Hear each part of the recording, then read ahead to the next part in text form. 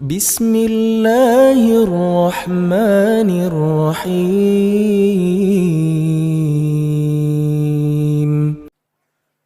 Assalamualaikum warahmatullahi wabarakatuh.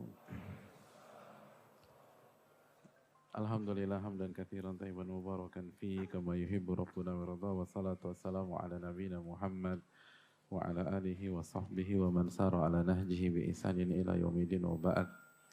Hadirin yang dirahmati oleh Allah Subhanahu wa taala, tidak ada kata yang pantas untuk kita ucapkan pada malam hari ini kecuali bersyukur kepada Allah atas segala nikmat dan karunia yang Allah berikan kepada kita. Salawat dan salam semoga senantiasa tercurahkan kepada junjungan kita Nabi kita Muhammadin sallallahu alaihi wasallam beserta para keluarga, para sahabat dan orang-orang yang istiqomah berjalan di bawah naungan sunnah beliau sampai hari kiamat kelak. Hadirin yang dirahmati oleh Allah Subhanahu wa taala, alhamdulillah Allah memberikan taufik kepada kita sehingga kita bisa kembali berkumpul untuk menjalani kajian rutin kita yang kita harapkan menjadi salah satu amalan-amalan yang paling Allah sukai di dalam catatan amalan kita pada hari kiamat kelak. Nabi SAW bersabda, ahabul a'mali ilallah adwamuha wa inqal. Dan amalan yang paling dicintai oleh Allah, yang paling kontinu walaupun sedikit. Yang paling kontinu walaupun sedikit. Maka kontinuitas adalah harga mati ketika kita ingin beribadah kepada Allah. Kontinuitas itu harus kita jaga agar sebuah amalan menjadi amalan yang paling dicintai oleh Allah Subhanahu wa ta'ala. Lebih baik satu daripada kontinu, daripada banyak tapi bolong-bolong, hadirin sekalian. Karena yang paling Allah cintai adalah yang paling kontinu walaupun sedikit. Dan pada kesempatan kali ini kita akan kembali bersama Tadkiratus Sami karena cerita tentang Nabi Musa dan Nabi Khadir sudah berakhir. Mereka sudah berpisah. Jadi kita harus kembali ke buku kita. Buku yang ditulis oleh Imam Ibnu Jama'ah. Buku yang mengajarkan kita sebuah karakter yang harus dimiliki oleh seorang penuntut ilmu. Karena ini adalah penentu sukses atau tidaknya kita di dunia ilmu. Dan sukses atau tidaknya kita di dunia ilmu itu menentukan sukses atau tidaknya kita di kehidupan kita baik di dunia maupun di akhirat. Dan Yusuf bin Husain mengatakan bil adabi tafhamul ilma, hanya dengan adab engkau memahami hakikat dari ilmu. Wallahu ta'ala alam bissawab. Kita akan masuk ke hadis yang keberapa hadirin? Ya, man salaka tariqan ya, atau man ya yatlubu fihi ilman. Silakan dibaca Ustaz Cacap. Soundnya kayaknya kecil sekali ya. Silakan Ustaz Cacap dibaca. Bismillahirrahmanirrahim. Alhamdulillahirabbil alamin. Wassalatu wassalamu ala asrafil mursalin nabiyyina Muhammadin wa alihi wa sahbihi ajma'in, amma ba'd.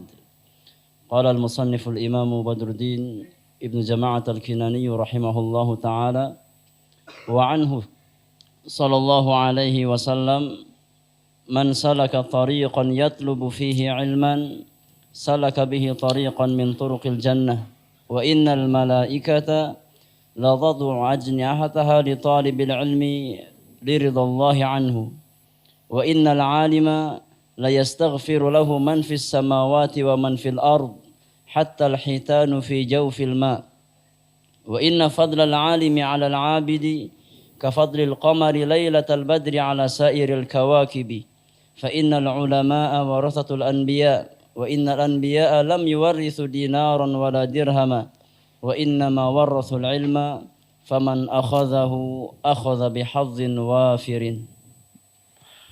Ya, alhamdulillah wassalatu wassalamu ala Rasulillah wa ba'd. Kita masih bersama hadis yang cukup panjang Dan kita sudah kaji penggalan pertama dari hadis tersebut, yaitu man salaka tariqan yaltamisu fihi ilman. Barang siapa yang berjalan dalam rangka yaltamisu. Masih ingat arti yaltamisu hadirin? Pojok kanan, siapa yang tahu arti yaltamisu? Pojok kanan. Yaltamisu. Gak ada pojok kanan, pojok kiri. Pojok. Atau pindah dulu ke pojok, baru antum angkat tangan. Ikuti anjuran saya, kalau pojok berarti pojok. Ada?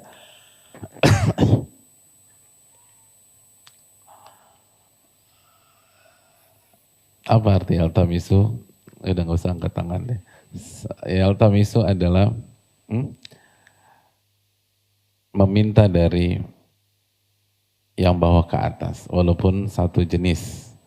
Sehingga seorang penuntut ilmu harus terus merasa diri kecil, kerdil, dan selalu berada di bawah. Dan itulah yang mencambuk dia, men-trigger dia untuk terus belajar dan terus belajar. Maka Allah akan mudahkan jalannya menuju surga.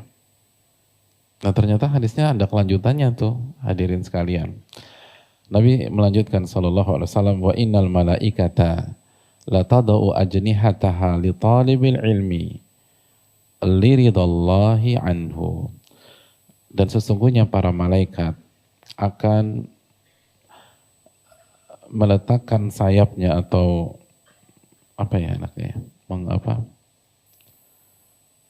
Lawannya mengepakkan apa? Menaungi, kok menaungi? Apa?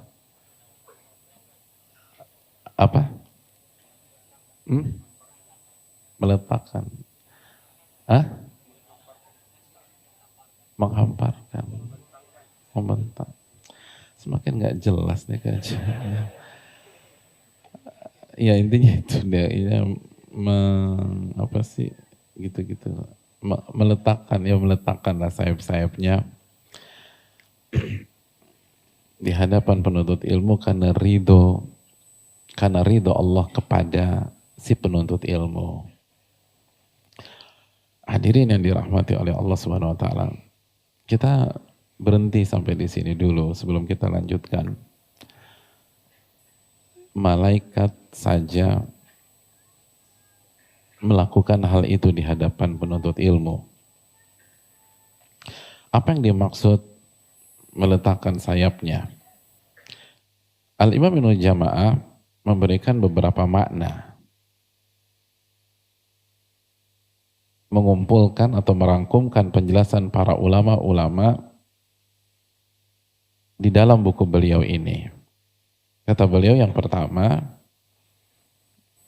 maknanya adalah para malaikat tawadu di hadapan penuntut ilmu.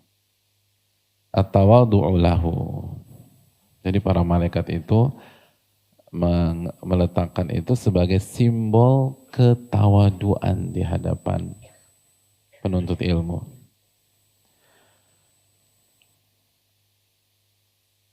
Jadi merendahkan hati mereka di hadapan penuntut ilmu.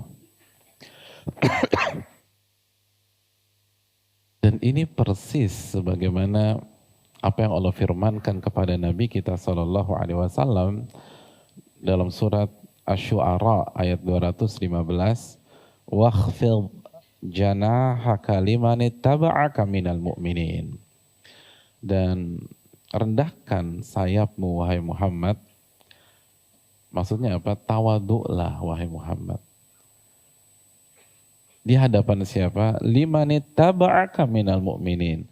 Di hadapan orang-orang yang mengikuti engkau dari kaum mukminin. Dan tentu saja sahabat yang mengikuti Nabi pada saat itu sallallahu alaihi wasallam adalah para penuntut ilmu. Mereka duduk di majelis Nabi, mereka mendengar penjelasan Nabi SAW tentang ayat-ayat Al-Quranul Karim. Mereka membaca Al-Quran, mereka mengkaji Al-Quran, dan Rasul kita SAW disuruh oleh Allah untuk tawadhu di hadapan mereka. Walaupun awam, malaikat, rasul itu diminta untuk tawadhu. Walaupun ini penuntut ilmu baru dapat hidayah, baru hijrah terus datang, belum bisa baca Quran, baru Iqra 1, bahasa Arabnya baru ane ente gitu loh. Gak ngerti syukron, dia gak ngerti syukron. Jazakallah khairan masih terbata-bata, tapi kalau dia penuntut ilmu, wa innal malaikata la tadau ajnihataha li talibil ilmi liridallahi an wakhfid janahaka liman ittaba'aka minal mu'minin. Dan rendahkan sayapmu wahai Muhammad di hadapan orang-orang yang mengikuti Anda. Hadirin, karakter ini kan yang sering kali hilang di tengah-tengah kita. Kalau malaikat saja tawadhu di hadapan penuntut ilmu, walaupun yang awam, yang newcomers, yang gak ngerti apa-apa. Kalau Nabi juga diperintahkan oleh Allah demikian, ya apalagi kita. Apa hak kita menyombongkan diri di hadapan sesama penuntut ilmu? Apa hak kita sok-sok senior, sok paling ngerti, paling lama? Gak bisa. Ini bukan adab di dalam dunia ilmu. Adab di dunia ilmu itu saling tawadhu, saling rendah hati. Bukan saling pamer, bukan saling show off, bukan saling menunjukkan siapa yang berjasa di dakwah ini. Enggak. Wakhfid janahaka liman ittaba'aka minal mu'minin. Nabi disuruh tawadhu di hadapan orang yang ngikutin. Semua yang mengikuti engkau harus tawadhu wahai Muhammad. Dan malaikat saja tawadhu. Masa kita nggak tawadhu? Siapa kita hadirin sekalian? Apa kehebatan kita? Apa jasa kita dibanding Nabi kita Muhammad SAW dan para malaikat? Makanya saya katakan, dan berapa kali kita bahas di majelis ini, bahwa syiarnya dunia ilmu adalah al-ilmu rahimun baina ahli.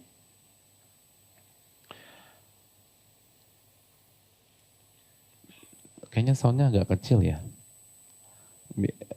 Bisa diinikan lagi nggak Mas Fen atau siapa? Khususnya bagian ibu-ibu, bagian akhwat. Jadi hadirin yang dirahmati oleh Allah Subhanahu wa taala, al-ilmu rahimun baina ahli. Ilmu itu membuat kita saling menyayangi, saling menghormati. Nggak boleh semakin tinggi. Dan kisah Nabi Musa pelajaran bagi kita. Bagaimana Nabi Musa tawadhu luar biasa di hadapan Nabi Khadir. Padahal secara akumulasi beliau lebih alim daripada Nabi Khadir. Tapi itulah. Hal attabi'uka ala an tu'allimani mimma 'ullimta rusyda. Izinkan aku untuk mengikuti engkau. Tawadhu, tawadhu, tawadhu. Ini syiar di dunia ilmu. Semakin berilmu semakin tawadhu. Makanya kan kita sudah bahas sampai Imam Ahmad aja beberapa kali ditanya, apakah jawaban beliau? Salil ulama, tanya para ulama. Bahasa yang seolah-olah beliau bukan bagian dari mereka. 1 dari 4 imam mazhab hadirin. Cara jawabnya, tanya para ulama. Tanya para ulama. Itu kan cara jawab orang awam. Mas, hukumnya ini apa? Itu tanya ustadz. Berarti konotasinya dia ustadz atau bukan? Bukan. Beda kalau dia bilang, tolong tanya ustadz lain. Ah, dia ustadz juga nih. Kan gitu. Tapi kalau bahasanya, tanya ustadz deh. Ana nggak tahu. Orang kan berpikir ini bukan ustadz. Imam Ahmad mengatakan salil ulama. Tanya sama ulama. Dan roh ini yang harus dibangkitkan hadirin sekalian. Karakter ini makanya fakuhu lagi-lagi. Kita nggak boleh lupa nih. Kita nggak boleh move on dari hadis tersebut. tujuan kita belajar bukan sebatas jadi pintar, tapi menumbuhkan karakter fakuha, yafkuhu, menjadikan ilmu sebagai tabiat keseharian. Dan salah satunya adalah karakter rendah hati.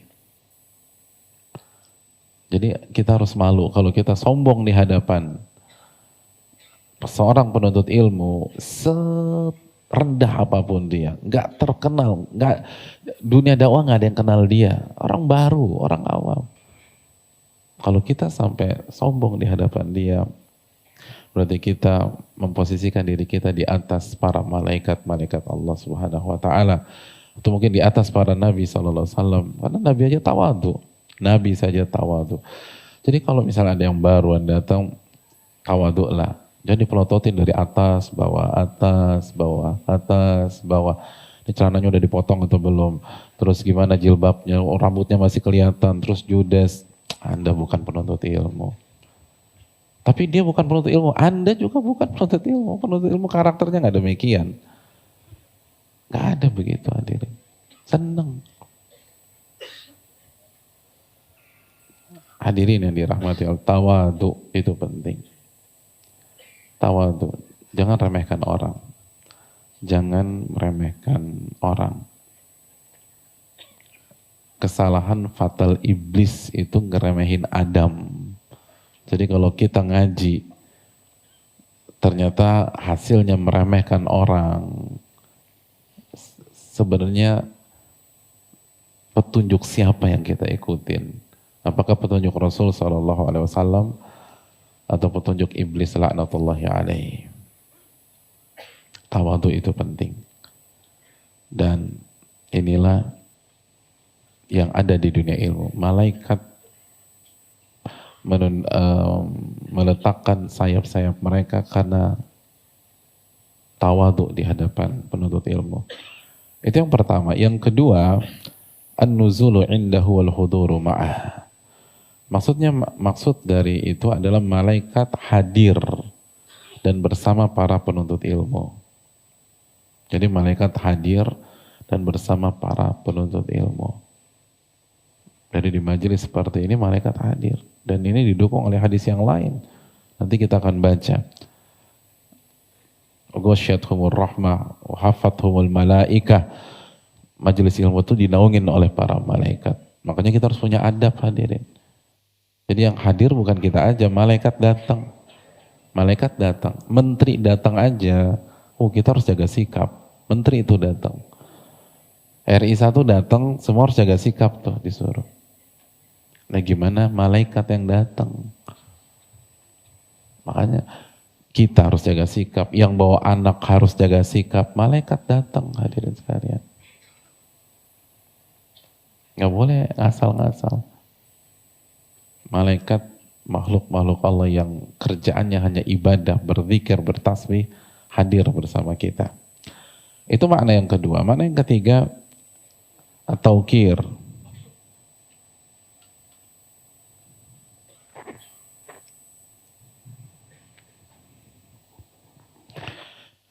Makna yang ketiga adalah at-tawqir. Wa ta'zimilah. Maknanya adalah malaikat memuliakan penuntut ilmu. Memuliakan. Bukan hanya tawadhu, tapi memuliakan. Jadi sekali lagi, kita harus membangun hubungan yang saling memuliakan di antara kita. Karena malaikat memuliakan kita.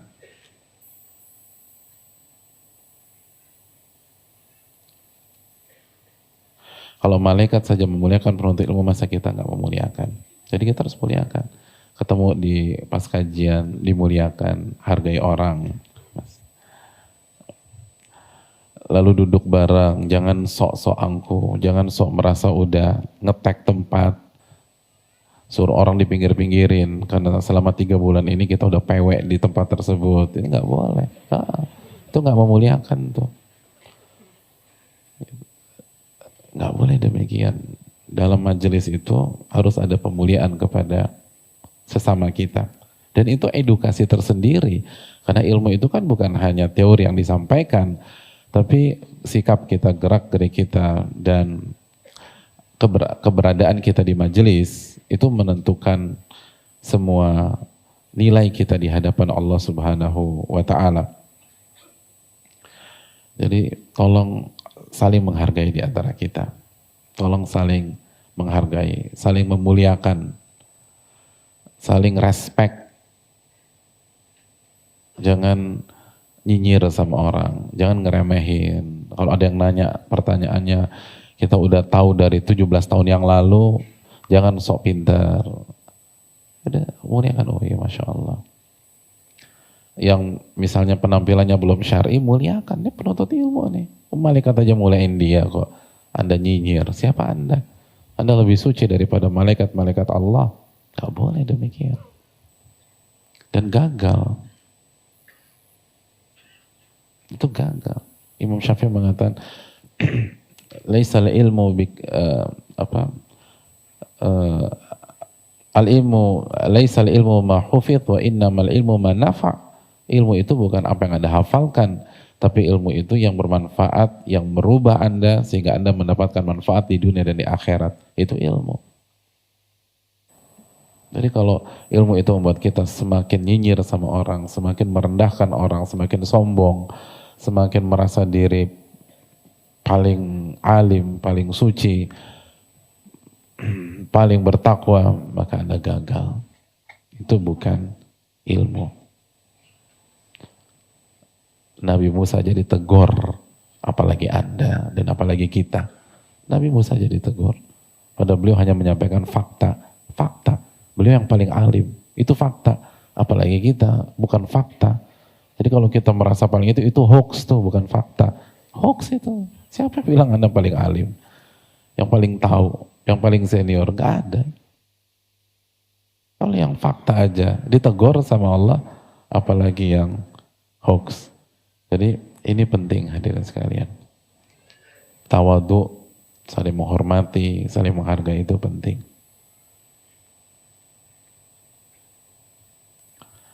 Jelas ini.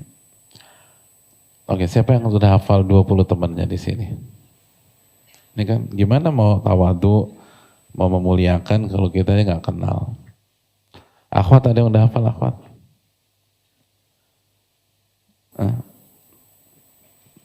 Terakhir kita cek ini kapan?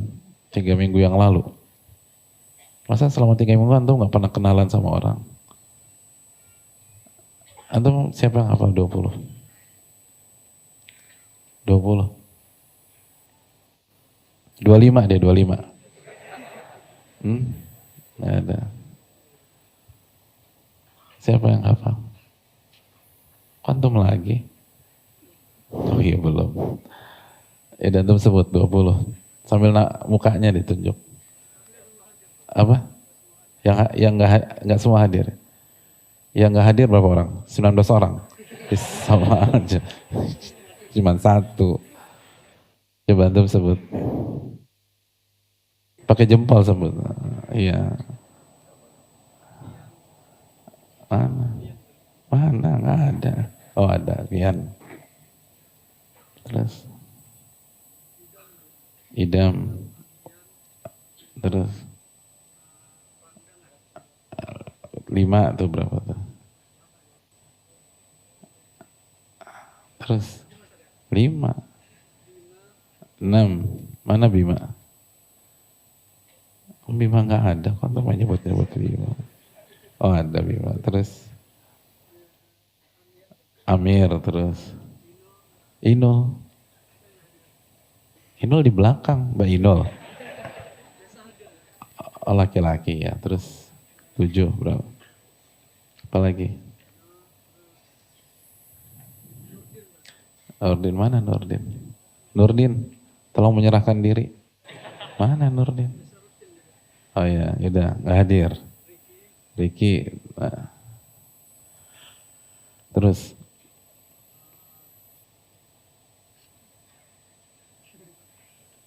baru 8.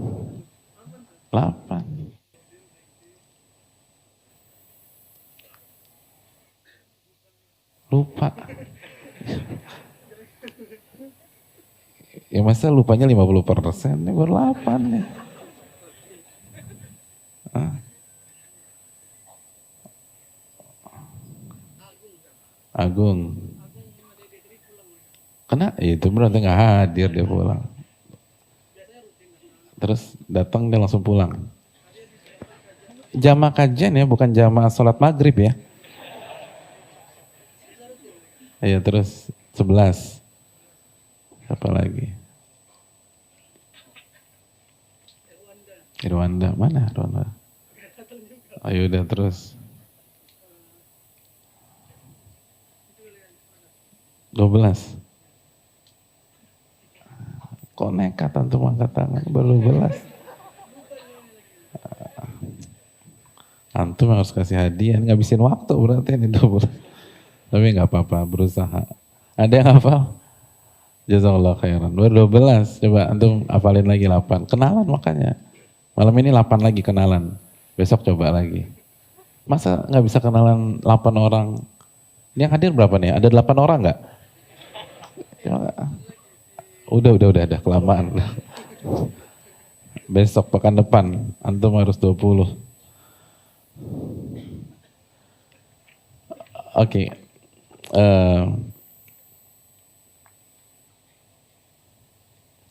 Yang terakhir maknanya hadirin, tahmiluhu 'alaiha fatu'inuhu 'ala bulughi maqasidih.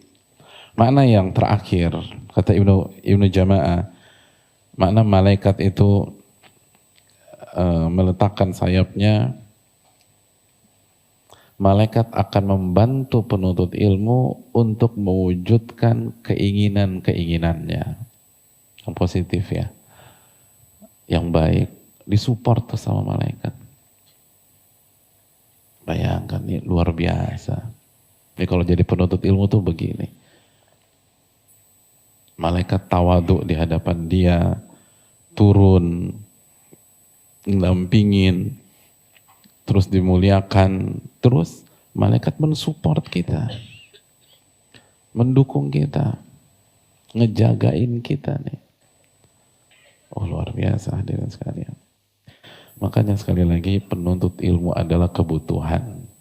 Siapa yang gak pengen ketika kita punya cita-cita, kita punya keinginan kita disupport oleh para malaikat Allah Subhanahu wa ta'ala. Makanya ngaji itu kebutuhan di samping sebuah kewajiban. Dan ini yang harus kita camkan bersama-sama. Lalu belum selesai sampai di sini nih hadirin.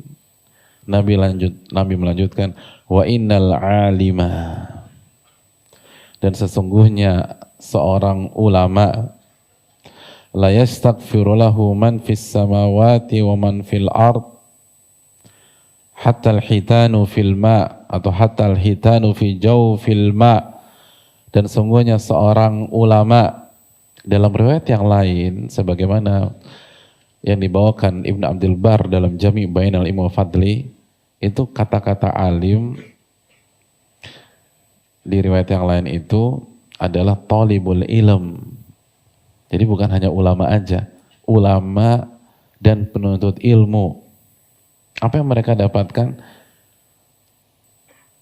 Seluruh yang ada di langit dan di bumi beristighfar untuk dirinya. Hatta al-hitanu fi jawfil ma, sampai ikan-ikan yang ada di dasar-dasar laut. Ikan-ikan yang ada di dasar-dasar sungai, di dasar-dasar danau, semuanya beristighfar untuk kita. Makanya kalau udah tahu diri gue banyak dosa nih, gue banyak khilaf, ngaji hadirin, ngaji. Walaupun datang pertama gagal paham, datang kedua masih gagal paham, nih Ustadz ngomong apa sih, datang terus tuh. Yang penting tuh salah satunya ini. Ini makhluk Allah beristighfar atas dosa-dosa kita. Atau bayangin semuanya hadirin, semuanya. Man fis samawati wa man fil ard, yang ada di langit dan yang ada di bumi. Sampai seluruh ikan tuh istighfar buat kita. Ini dosa kita banyak hadirin, banyak. Tapi kan kalau semua ikan itu istighfar, lumayan potongannya. Iya. Saya ingin tanya, jumlah ikan teri berapa hadirin? Ikan teri itu, ya Allah. Itu baru teri, belum ikan batok, ya Allah. Hadirin, ini biar kita mikir aja ya. Di tahun 2016, itu ikan di Indonesia estimasinya itu 6,54 juta ton. 6,54 juta ton. Antum bayangin 6,54 juta ton istighfar buat dosa-dosa antum. Lumayan hadirin, lumayan. Lumayan. Baik, luar biasa. Itu 2016. Belum 2017. Kita tahu program pengkaraman kapal kan, itu ngebantu loh. 2017 kan ditenggelamin tuh kapal-kapal tuh. Antum ngikutin berita enggak? Enggak. 2017 tuh 7,67 juta ton.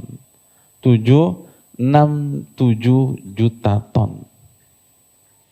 Waduh, 7 juta, 6,7 juta ton. Aduh, subhanallah. Rugi nggak ngaji hadirin. Rugi nggak jadi penuntut ilmu. Itu ngebangkas semua tuh. Itu di Indonesia hadirin. Indonesia. Kita belum bicara ASEAN. Kita belum bicara ikan yang berdomisili di Asia Timur. Yang KTP-nya di Afrika Utara. Atau yang kakaknya di Amerika Selatan. Data ikan di dunia 2017 yang bisa dipantau tuh 175,2 juta ton. Tuh, coba pikir hadirin. Ya. Bayangan tuh, ikan tuh hadirin. Itu udah lumayan kok. Terinya udah, batoknya udah, cupangnya udah semua. Ya kan ya ada kan ikan cupang. Apalagi zaman era 90 nih kita nih. Dulu ada ikan cupang. Sekarang udah punah belum ikan cupang? Oh kan belum. Itu berarti kalau belum punah ikut istighfar itu si cupang. Atau bayangin ini, ya Allah. Rugi kita nih nggak ngaji. Jadi ngaku banyak dosa, jangan kelabing ngaji. Ini dosa digugurin. Jadi kita tanpa kita minta, tanpa kita ngemis, itu mereka beristighfar buat kita. Subhanallah. Udah ya, antum mikirin dulu tadi tuh, 175,2 juta ton. Nah kita salat isya dulu sambil antum mikir. Wassalamualaikum warahmatullahi wabarakatuh. Assalamualaikum warahmatullahi wabarakatuh. Alhamdulillah wassalatu wassalamu ala Rasulillah wa ala alihi wa sahbihi.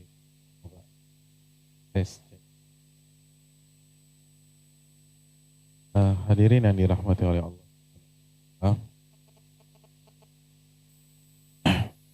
Wa innal alima la yastaghfiru lahu man fis samawati wa man fil ard hatta al-hitanu fil ma'.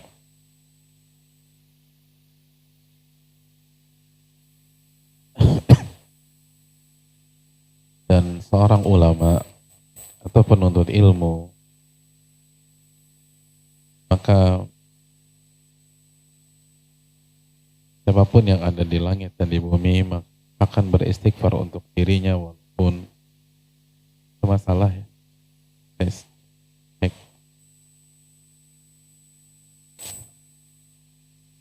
Yes.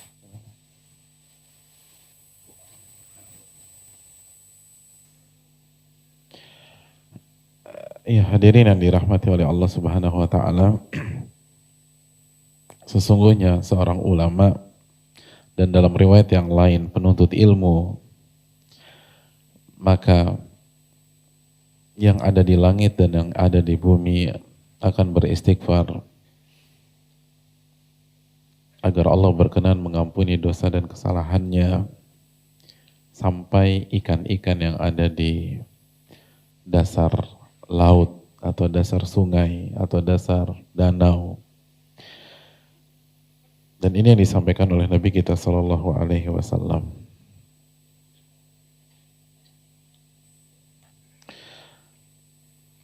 Dan ini yang harus kita tadaburi karena ini bukan majas hiperbola, hadirin. Ini real.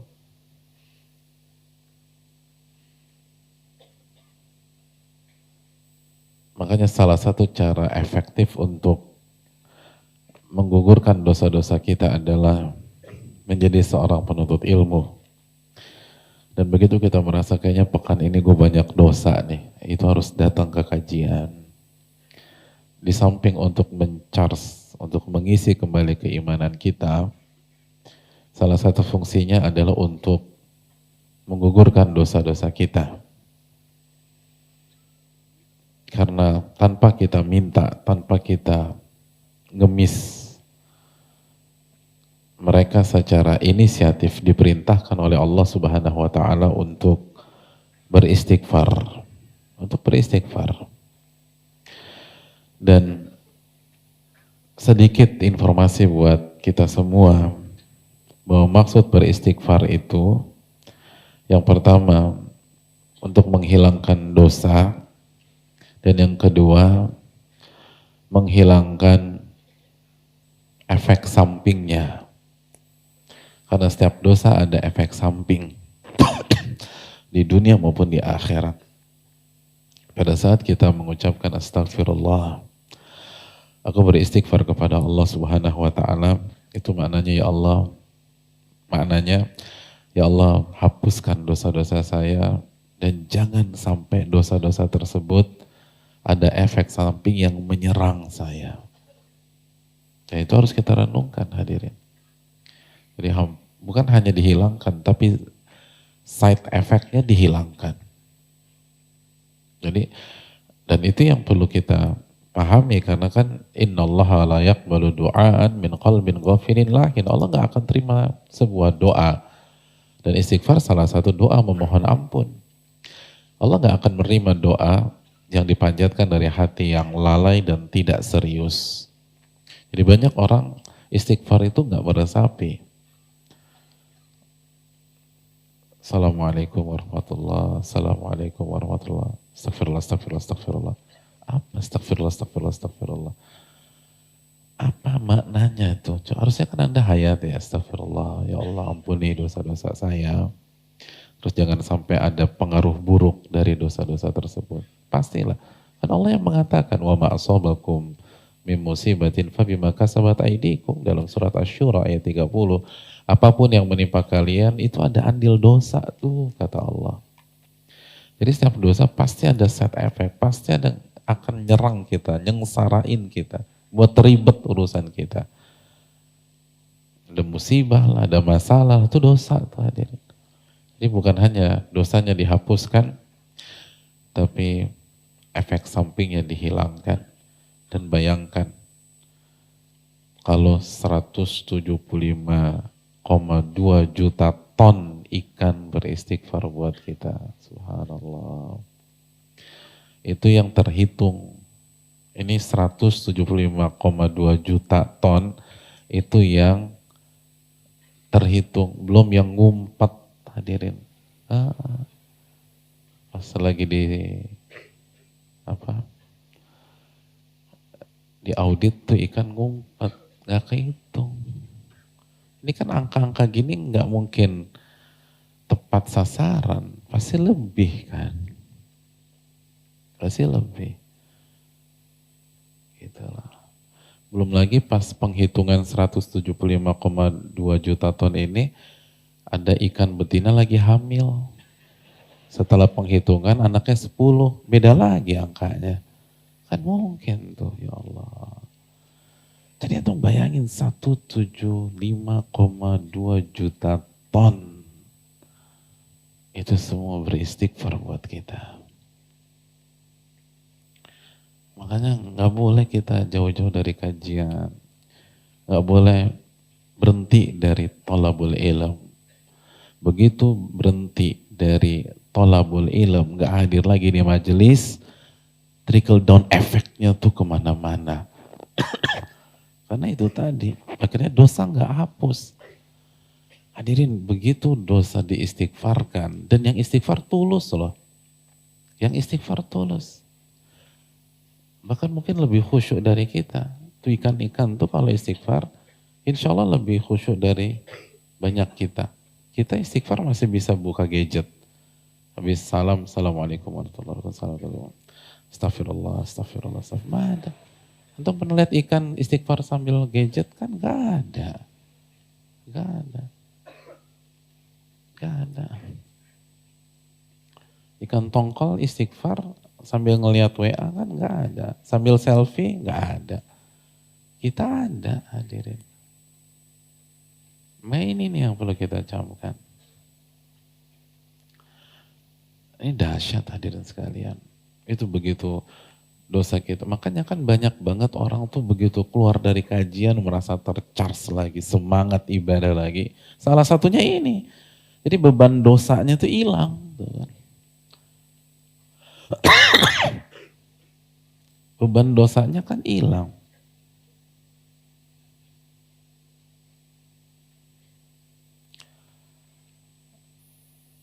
Kan alam nashrah laka sadrak wa wada'na anka wizrak, terus alladhi anqadha dhahrak. Itu dosa tuh itu ngebebanin punggung kita tuh. Jadi susah mobilisasi. Gerak untuk ibadah itu nggak maksimal. Kenapa? Dosanya kebanyakan. Orang lari tanpa watas ransel kan beda dengan orang lari watas ransel 20 kilo isinya dosa semua. Kan beda. Nggak akan cepat. Ini salah satu alasan ilmiahnya kenapa kita lebih fresh dalam ibadah setelah ngaji. Kenapa kita lebih semangat lagi dalam istiqomah setelah datang ke sebuah kajian, setelah kita thalabul ilm. Ini nih, dosa-dosa tuh bukan 1-2 dosa hadirin. Jutaan tuh, ya Allah. Ini yang perlu kita camkan. Nah, hadirin yang dirahmati oleh Allah Subhanahu wa taala, ternyata kata para ulama, makhluk-makhluk itu beristighfar untuk penuntut ilmu bukan tanpa alasan.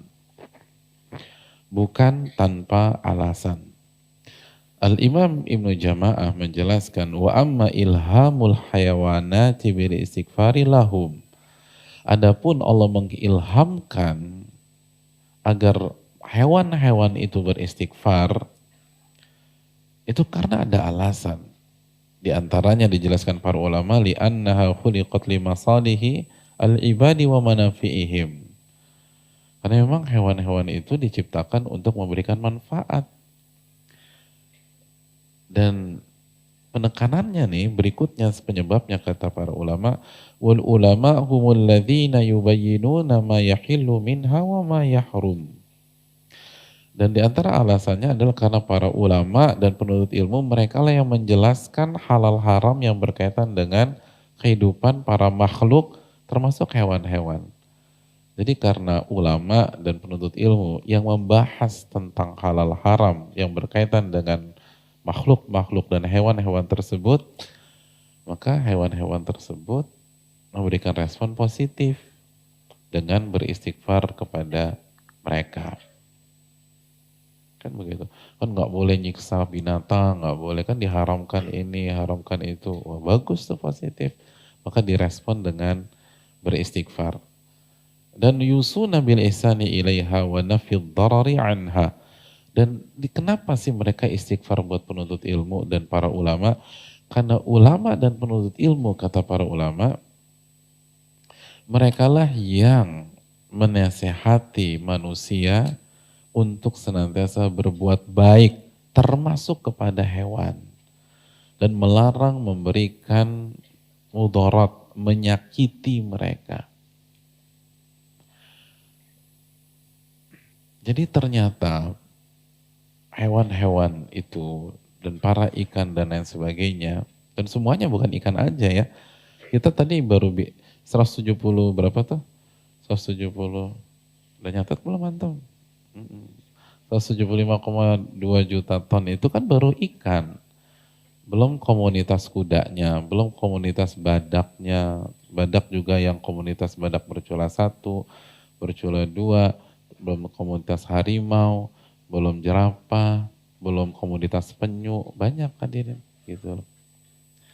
Belum komunitas bekicot tuh, coba tuh pikirin tuh, jangan remehin bekicot tuh dia.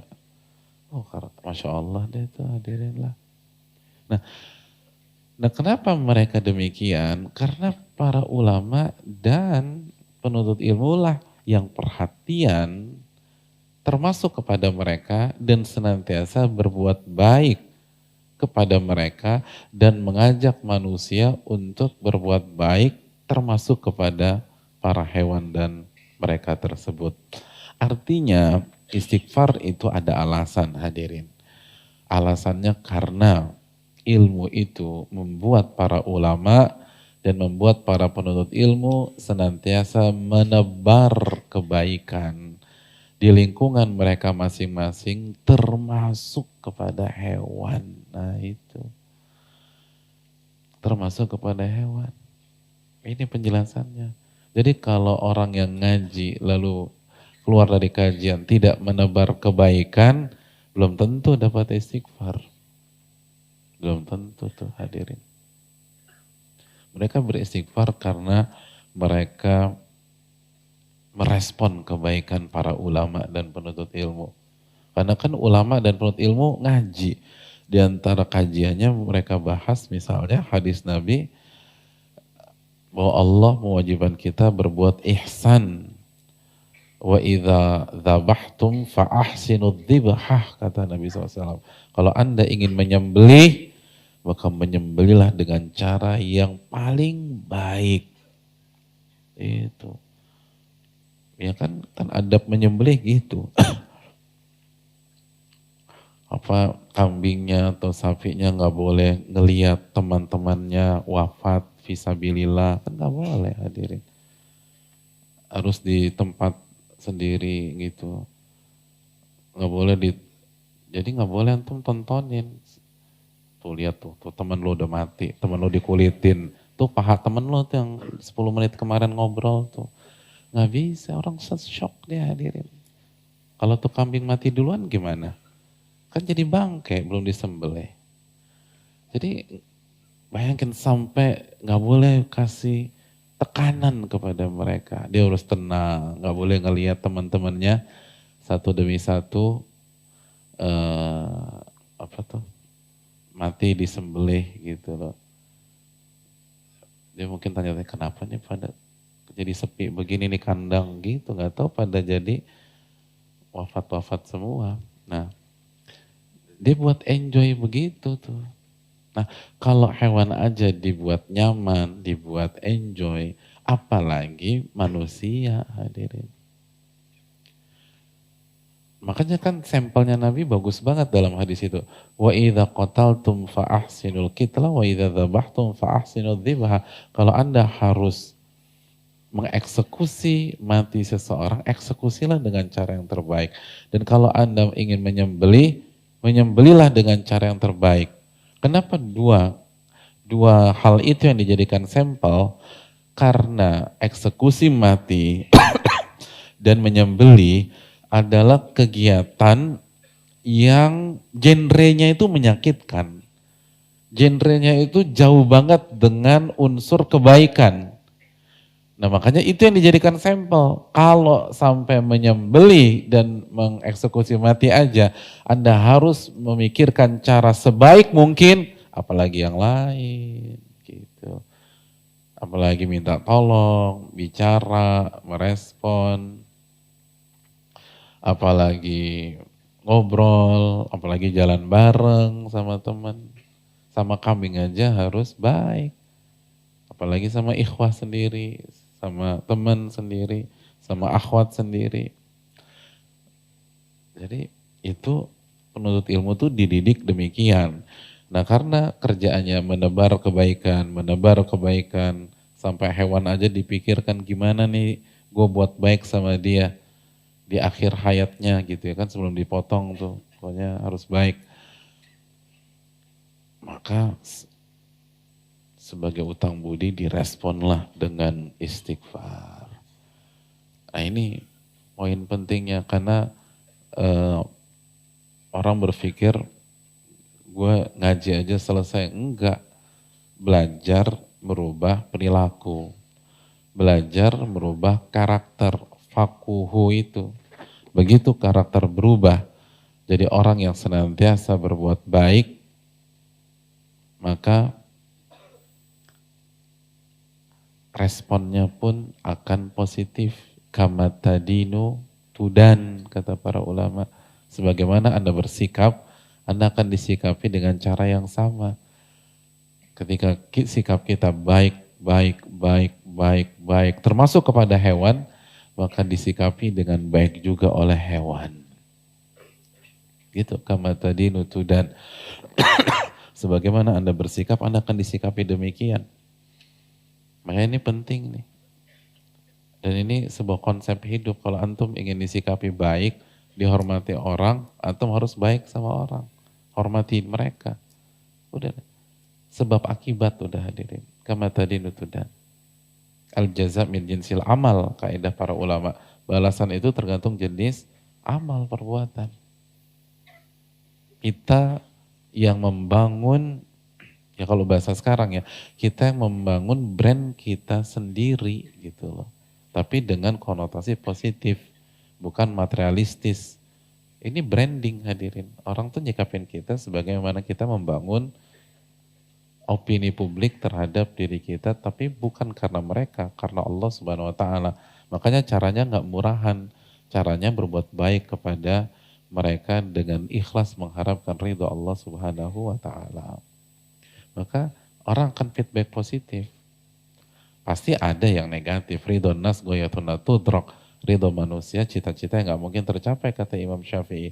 Tapi secara umum, khususnya untuk hamba-hamba Allah yang soleh, dan jangan lupa, mungkin manusia nggak suka sama kita, tapi hewan-hewan itu gitu loh. Antum dikucilkan satu RT, satu kampung, tapi antum dapat istighfar dari 175,2 juta ton, kan lumayan hadirin. Emang orang kampung berapa juta ton? Gak ada. Iya benar juga ya. Gak apa-apa deh, semangat lagi tuh. Ternyata ada makhluk-makhluk Allah di sekitar saya yang perhatian sama saya. Makanya kita kan orientasinya manusia. Manusia, lupa tuh kita tuh. Ada makhluk-makhluk lain yang setia, gak pamrih, gak pamer gitu loh.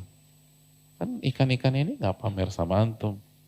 Bro, gue udah doain lo bro, jangan lupa ya. Gue dari Selat Sunda nih, kan gak bilang gitu. Jadi hadirin yang dirahmati, mereka tuh tulus sama kita tuh. Kenapa? Karena ulama dan penuntut ilmu tulus juga sama mereka. Maka tulus kita. Jadi inilah yang perlu kita camkan hadirin yang dirahmati oleh Allah. Dan dosa hilang, efeknya pun juga hilang. Dan ini yang perlu kita camkan, ternyata itu karena penuntut ilmu hobi menyebarkan kebaikan dan kebaikan. Jadi PR kita setelah ngaji harus ada kebaikan. Makanya kan ilmu itu ilmu yang bermanfaat. Allahumma inni as'aluka ilman nafi'an wa a'udzubika min ilmin la yanfa'. Dalam hadis surat Imam Nasai, ya Allah, aku minta kepada engkau ilmu yang bermanfaat dan aku berlindung kepada engkau dari ilmu yang tidak ada manfaatnya. Ilmu yang bermanfaat merubah diri kita dari yang dulu syirik menjadi bertauhid kepada Allah. Yang dulu nggak suka dengan sunnah Nabi, sekarang ngamalin sunnah Nabi SAW. Yang dulu nyebelin di lingkungan, jadi menyebar kebaikan. Ini yang harus kita camkan. Dan ingat hadirin sekalian, selalu kita ulang-ulang bahwa kesuksesan adalah rutinitas, bukan event, bukan. suksesnya antum ngaji di sini atau di majelis lain bukan ketika hadir, lalu yang datang banyak misalnya, bukan. Tapi ketika kita bubar nanti itu yang nentuin. Bener nggak tuh ilmu jadi karakter pas nunggu lift gitu loh. Ini kan lift ngantri ya, lalu turun gitu loh, lalu ngantri makan habis kajian gitu. Lalu ngantri parkir tuh kadang-kadang kan nyebelin juga hadirin sekalian. Nah itu tuh ilmu udah jadi karakter kebaikan atau belum, gitu aja.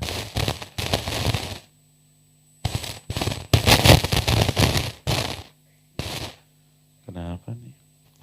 Malam ini anak-anak diam nih, ini nggak mau diam nih hadirin. Udah bingung kita nih. Ya. Ya, kita lanjutkan. Makanya harus ngaji kita biar pada istighfar buat kita. Dan angka 175 juta yang jelas itu belum melibatkan semua para ikan. Dan yang kedua itu pun juga baru ikan, belum komunitas-komunitas komunitas hewan-hewan lain. Terus kita lanjutkan, wa inna fadlal alim 'alal 'abid ka fadlil qamari lailatal badri 'ala sairil kawakib. Dan keutamaan ulama atas ahli ibadah seperti keutamaan bulan di malam bulan purnama di antara bintang-bintang. Di antara bintang-bintang.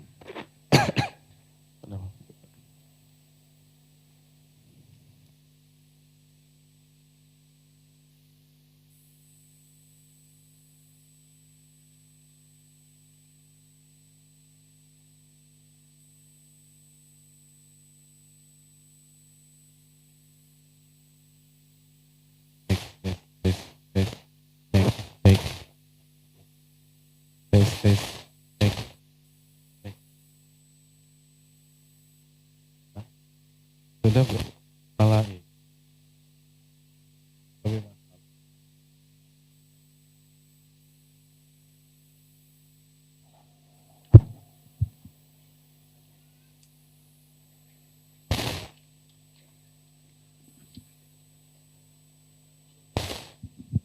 tes cek ya, ini aja.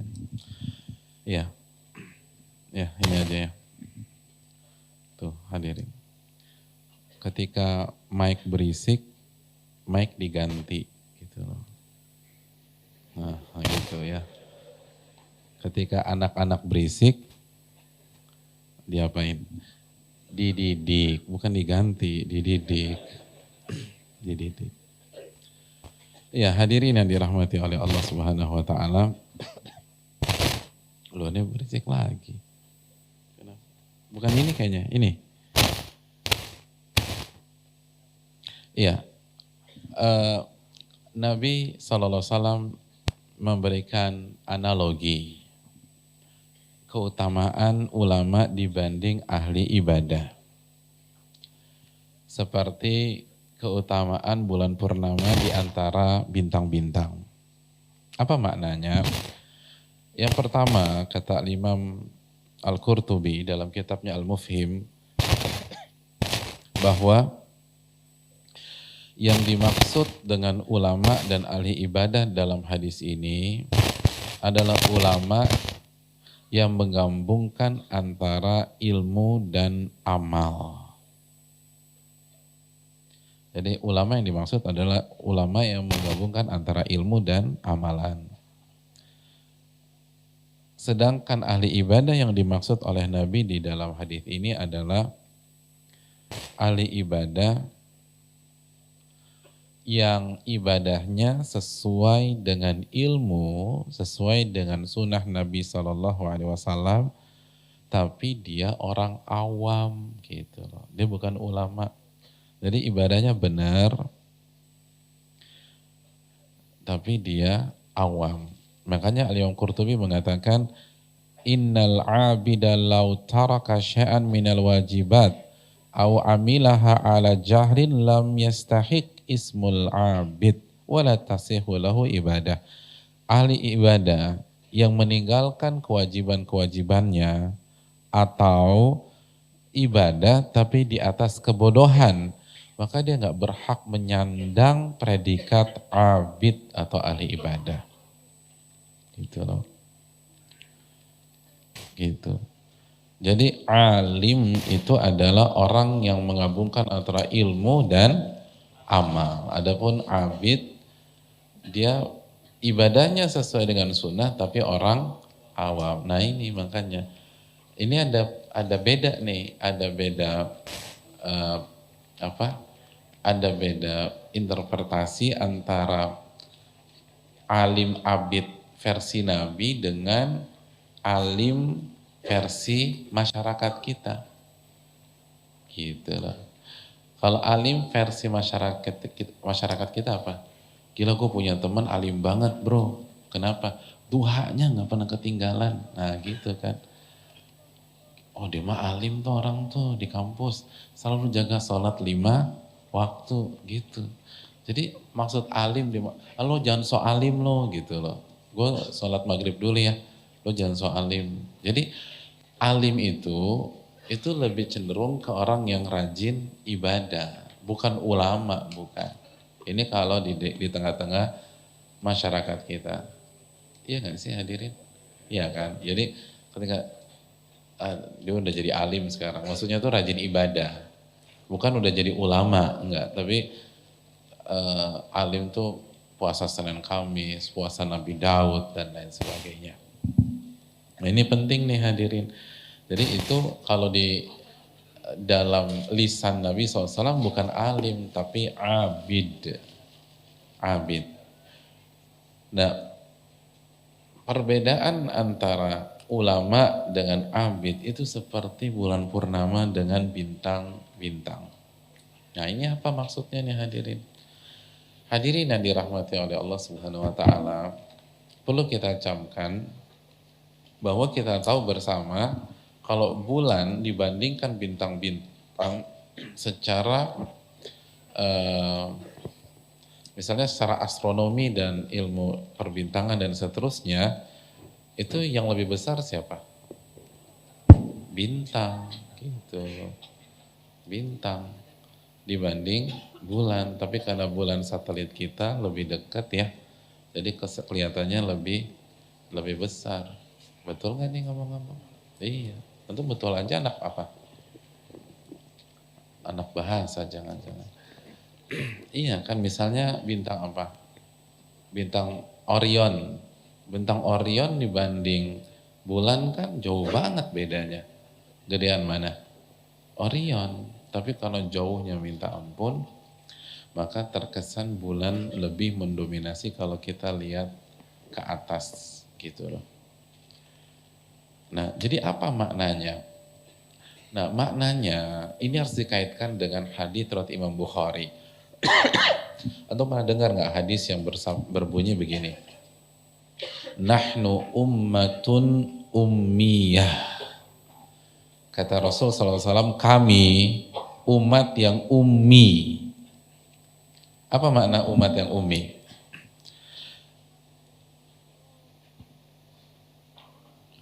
Sebagian ada beberapa makna ya dari redaksi kami umat yang ummi. Di antara maknanya dijelaskan Syekh Sulaiman Ruhaili ketika beliau menukil penjelasan para ulama, dan Syekh Sulaiman Ruhaili sekilas info adalah seorang pakar fikih di Masjid Nabawi dan pengisi tetap, dan beliau juga seorang mufti di Jamiah Islamiyah. Ya. Beliau mengatakan di antara maknanya adalah kami umat yang dalam menghukumi dan berbicara sesuatu dalam bingkai syariat, parameternya adalah hal-hal yang zahir. Hal-hal yang zahir. Hal-hal yang zahir. Jadi kami umat yang ummi itu hal-hal yang zahir. Ya contoh misalnya, masuknya Ramadan, ru'yatul hilal, melihat hilal zahir gitu. Sholat misalnya, lihat matahari, udah terbit fajar sodik belum? Terus sudah terbit matahari belum? Lalu matahari udah di atas kita persis belum? Lalu begitu asar lihat matahari apakah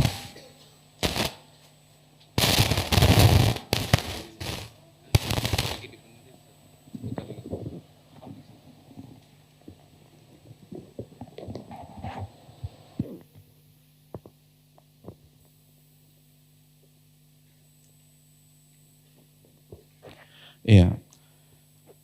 Jadi hadirin yang dirahmati oleh Allah Subhanahu wa taala, begitu mau salat asar ngelihat matahari udah buat diri kita dan bayangan kita sama atau belum? Maghrib matahari udah terbenam atau belum? Jadi hal-hal yang zahir. Hal-hal yang zahir. Nah begitu juga ketika Nabi SAW mengatakan seperti bulan purnama di antara bintang-bintang, nah secara zahir lebih gede mana? Lebih gede bulan gitu loh. Bulan purnama di antara bintang-bintang, secara zahir lebih gede bulan. Lebih indah bulan gitu loh. Gitu. Lebih indah bulan. Jadi jangan diceletukin. Saya nggak mau bulan Pak Ustadz karena ketika udah itu bopeng-bopeng ya jangan gitu loh. Kan sering begitu wajahmu bak rembulan terus dijawab lagi bulan tuh bopeng-bopeng. Enggak, sejak dohirnya tuh indah bulan. Kita lihat dohir. Bukan penelitian detail, bukan. Jadi secara umum bulan itu paling besar, sinarnya paling terang, paling indah. Nah itu yang dimaksud. Jadi mendominasi kata Nabi SAW. Ulama itu sinarnya lebih kuat daripada orang-orang ahli ibadah. Kemampuan mempengaruhi, menginfluence itu lebih dalam, lebih berdampak dibanding orang ibadah, orang awam yang rajin ibadah.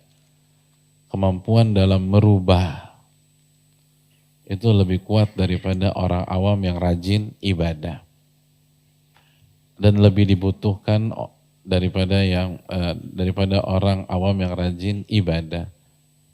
Jadi lebih menyinari dari banding orang awam yang rajin ibadah. Itu kalau kita jadi ulama. Kita jadi ulama itu demikian. Itu maknanya. Dan ini sekali lagi pelajaran, kalau antum melihat begitu-begitu, maksudnya, karena kan Nabi mengajak bicara semua orang. Jadi kasih analogi yang simpel-simpel. Yang semua bisa nangkap gitu, oh iya benar. Maka sekali lagi, jadi ahli ibadah bagus, tapi kita harus berusaha untuk belajar, karena sinarnya rembulan secara zahir lebih terang daripada sinar para bintang. Lebih menggugah, lebih kuat, lebih merubah sebuah keluarga dengan catatan bukan hanya berilmu tapi menggabungkan ilmu dan amal. Itu poinnya. Lalu yang terakhir hadirin sekalian, fa'inal ulama warathatul anbiya. Dan para ulama adalah ahli waris para nabi. Wa innal anbiya alam yuwarithu dinaran wala dirhama. Dan para nabi nggak pernah mewariskan dinar dan dirham. Wa innama warathul ilma. Namun mereka mewariskan ilmu. Faman akhadhahu akhadha bihadzin wafir. Dan barang siapa yang mendapatkan warisan para nabi, maka dia mendapat, dan barang siapa mendapatkan ilmu, maka dia mendapatkan warisan yang sangat amat banyak. Dan ini nggak main-main hadirin. Dan Yahya bin Abi Katsir pernah mengatakan, mirathul ilmi khairun min mirathil zahab. Warisan yang berbentuk ilmu itu lebih baik, lebih berharga daripada warisan yang berbentuk harta. Itu benar hadirin sekalian. Dan Ibnu Qayyim bicara panjang lebar tentang kemuliaan ilmu dibanding harta dalam kitabnya apa? Miftah dari Sa'adah. Jadi kalau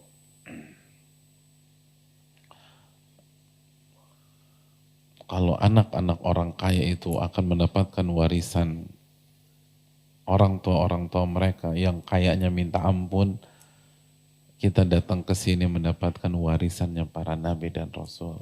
Nah itu yang harus kita banggakan. Makanya, Mas mau kemana Mas? Mau ngambil warisan gitu. Lo mau ikut nggak? Emang gue bisa dapat? Bisa. Ini baik nih orang gitu. Ajak tuh ke masjid gitu hadirin. Lo itu bener. Masih ingat nggak cerita Abu Hurairah? Sebagaimana riwayat yang dibawakan oleh Al-Imam Tabrani dalam Mu'jamul Awsat dan disahihkan Syalbani dalam Sahih Targhib. Dihasankan Syalbani dalam Sahih Targhib. Jadi Abu Hurairah hadirin, Abu Hurairah itu pernah melewati sebuah pasar di kota Madinah. Lalu mengatakan, ya ahlas suq ma'ajazakum. Wahai warga pasar, rugi banget kalian nih. Jadi kalian tuh kesian banget sih. Kan bingung orang, nih kenapa Abu Hurairah cukup bilang kita rugi. Kita kesianin sama beliau. Apa kata warga pasar? Wa madzaka ya Abu Hurairah. Kenapa wahai Abu Hurairah tiba-tiba datang kesianin kita? Qala dzaka mirathu Rasulillah sallallahu alaihi wasallam yuqassamu wa antum hahuna. Ala tadhhabuna fata'khuduna nasibakum min. Ya gimana gak kesian?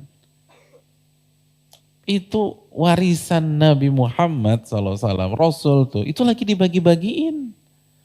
Kalian sibuk di sini, di pasar. Ini lagi dibagi-bagi nih sekarang nih. Sekarang lagi dibagi-bagiin. Kenapa ada di sini? Kenapa kalian nggak pergi terus kalian ambil bagian kalian? Nabi itu bagi-bagiin warisan ke siapa aja. Oh, fitrah orang dengar warisan, ijo tuh mata hadirin. Gitu loh.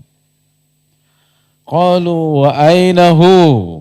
Kata mereka, di mana tuh pembagiannya? Kok kita nggak dengar? Apa kata Abu Hurairah? Fil masjid. Itu lagi dibagi-bagiin di masjid. Makanya jadi pasar aja ke masjid tuh. Lagi dibagi-bagiin di masjid. Fa kharaju sura'ah. Itu langsung mereka keluar dari pasar menuju masjid dengan bergegas dan cepat banget gitu. Ditinggalin tuh pasar tuh. Pengen ditinggalin pasar. Insya Allah tuh hadirin. Kalau Abu Hurairah misalnya di sini bicara di Plaza Indonesia, di PS gitu, di Senayan City, bubar tuh semua tuh. Lalu ke masjid tuh. Mereka semua ke masjid. Wa waqafa Abu Hurairah lahum hatta raja'u.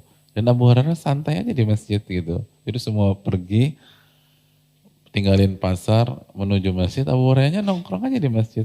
Nongkrong aja di depan pasar gitu, tunggu gitu. Hatta raja'u. Sampai mereka balik lagi ke pasar. Ya, udah duga nih gak lama nih orang-orang kayak begini. Sebentar lagi balik lagi ke pasar. Udah ditungguin tuh, dipantengin. Jadi beliau gak nganterin ke masjid, gak ditungguin aja di pasar. Hatta raja'u, bener. Tuh orang pasar balik lagi ke pasar. Gak betah di masjid. Faqala lahum. Lalu Abu Hurairah bertanya dengan gaya polosnya, malakum, kenapa kok balik lagi? Udah dapat. Qalu ya Abu Hurairah faqad atainal masjida. Ya Abu faqad atainal masjida fadakhalna falam nara fihi syai'a yuqassam. Wahai Abu Hurairah, kita baru aja dari masjid nih. Kita masuk ternyata enggak ada satupun warisan Nabi yang dibagi-bagiin. Gitu. Protes sih sama Abu Hurairah. Dan Abu Hurairah sengaja nunggu di pasar. Kayaknya gue sebentar lagi dikomplain nih. Bener kan? Balik ke pasar, dikomplain beneran Abu Hurairah.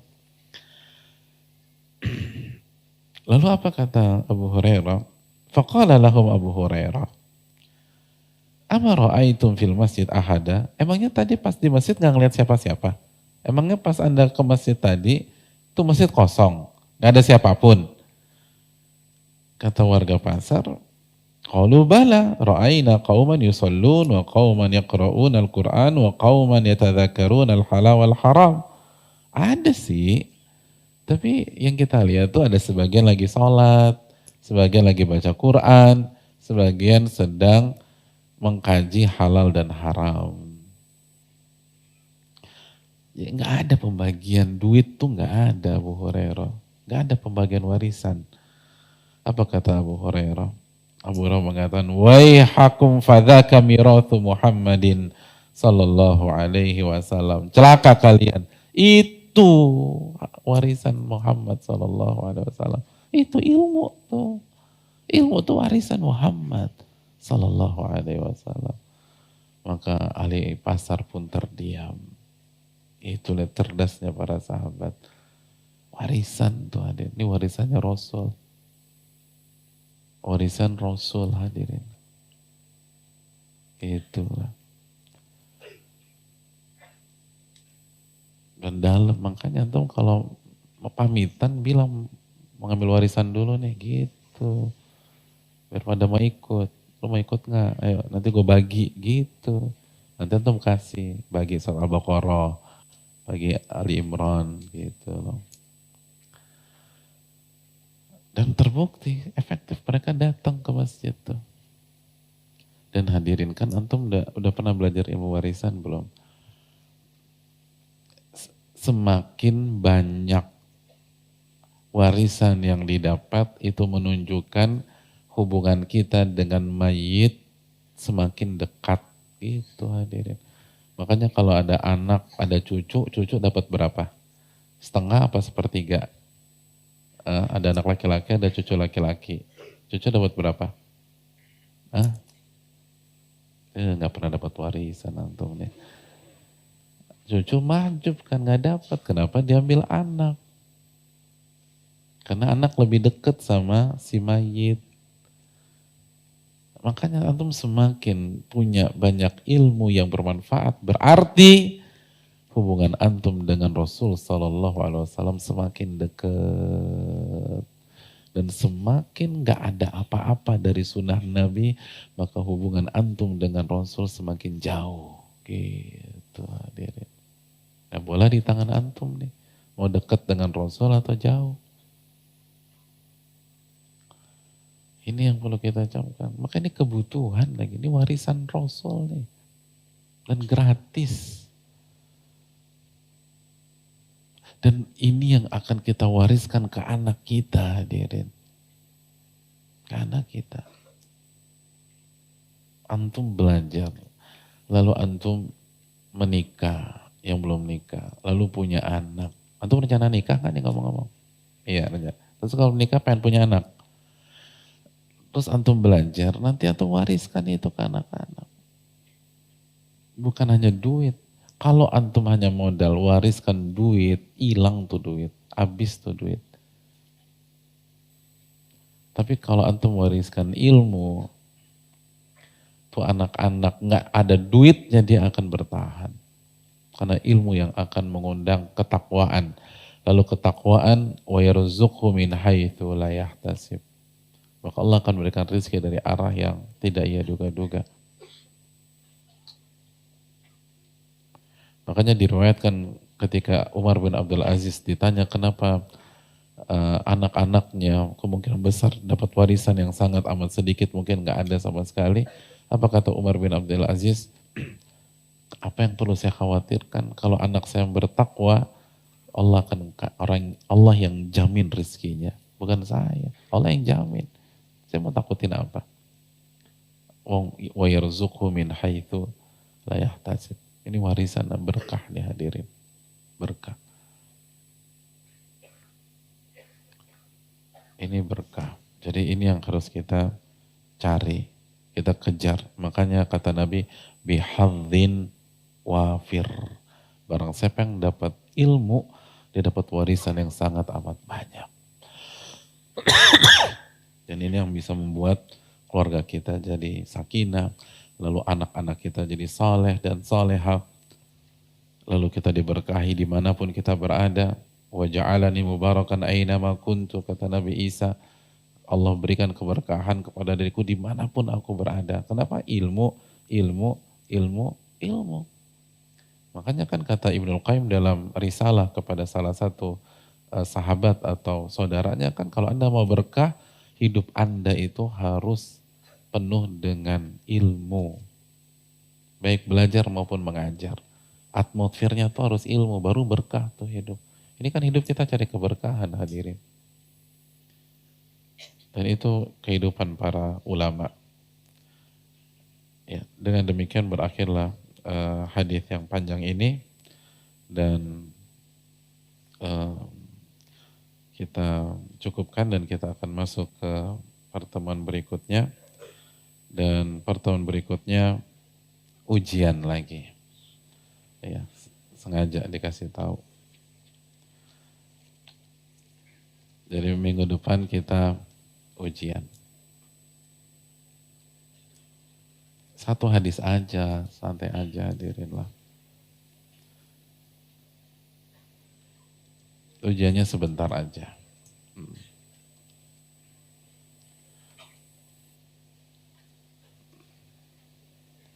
Dan orang-orang sejati itu tidak lari dari medan perang, hadirin. Ya, itu aja. Kita lihat mana yang ori, mana yang KW di pekan depan.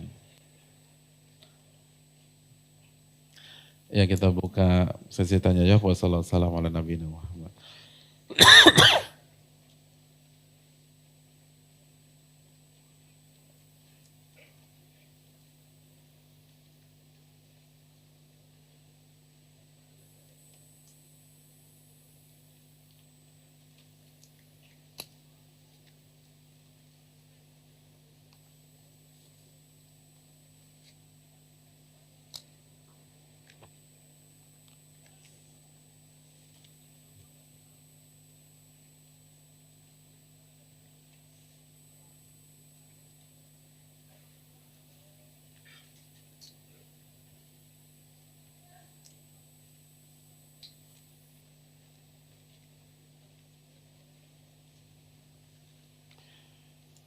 Assalamualaikum Ustaz, waalaikumsalam. Apakah ketika kita melakukan menuntut ilmu tapi kita tidak tahu fadilahnya,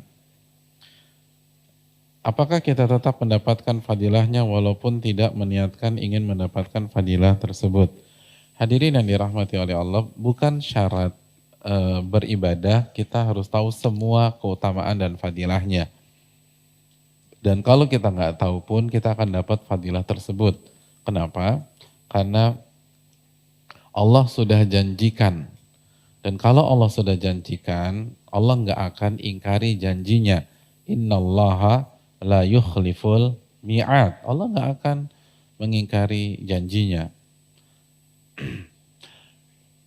Ya, kalau manusia aja nggak mengingkari janjinya, apalagi Allah Subhanahu wa Ta'ala, apalagi Allah.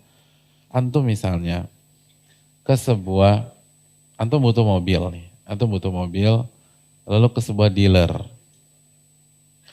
Tujuan antum ke dealer tersebut karena mobil yang antum incar itu sesuai dengan spek kebutuhan kita. Jadi kita ke dealer, pengen beli mobil sesuai dengan spek kebutuhan kita. Kita nggak peduli tuh apakah ada diskon pada bulan ini atau enggak, atau ada promo apapun, kita nggak peduli. Tapi ternyata dari pihak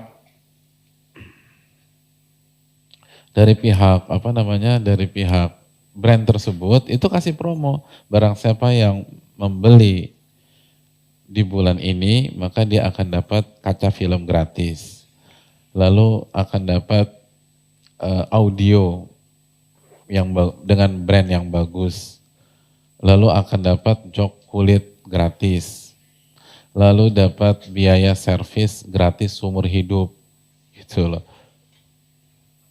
Ya bisa aja, asal bulan ini.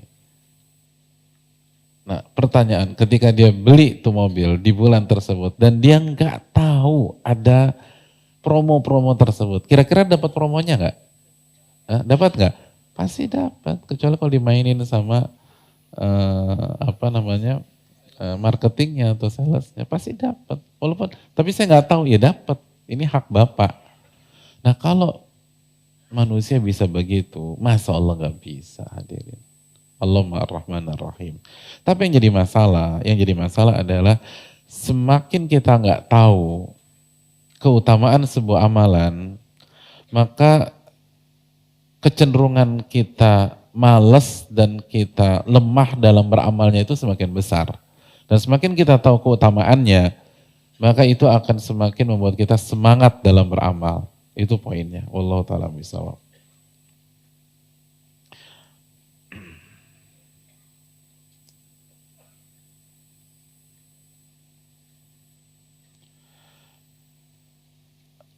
Assalamualaikum Ustaz, waalaikumsalam. Mohon nasihatnya pada sebagian ikhwah atau sebagian akhwat yang berbicara ketika kajian. Ya, terima kasih jazakallahu khair atas pertanyaannya. Hadirin yang dirahmati oleh Allah Subhanahu wa taala, sekali lagi ini masalah klasik kita nih ya. Dan harus kita ingatkan terus. Yang kasihan itu yang bicara. Karena bahaya, di hadapan Allah itu bahaya. Ilmunya jelas nggak akan berkah. Karena bil adabi tafhamul ilma. Hanya dengan adab orang akan memahami hakikat ilmu. Kalau dia nggak tahu hakikat ilmu, dia nggak akan dapat keberkahan ilmu. Jadi nggak akan berkah.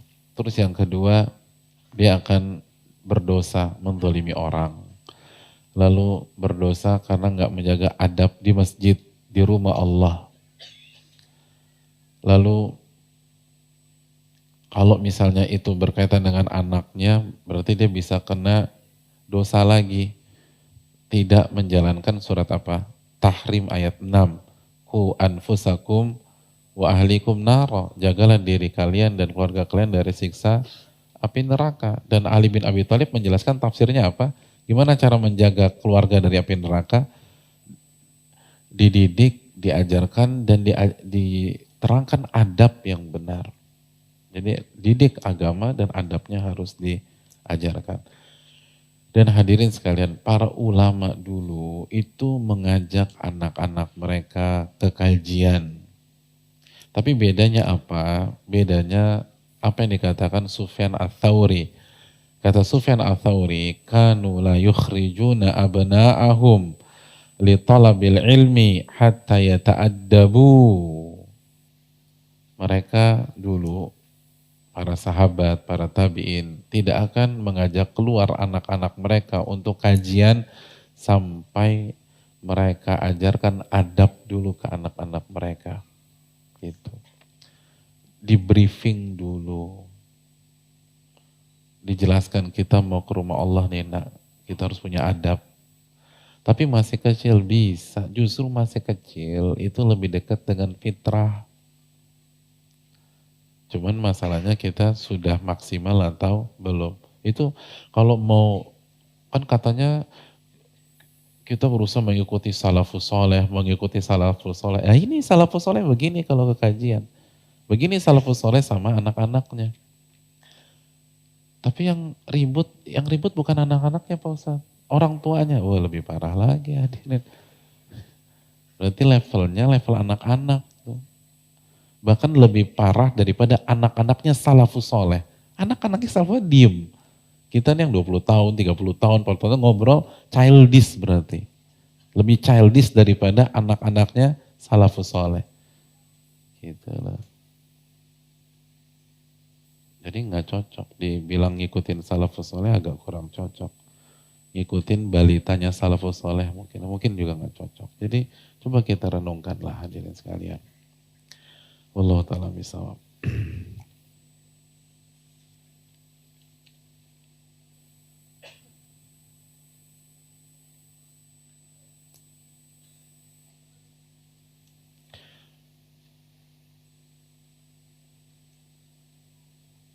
Assalamualaikum warahmatullahi wabarakatuh. Waalaikumsalam warahmatullahi wabarakatuh.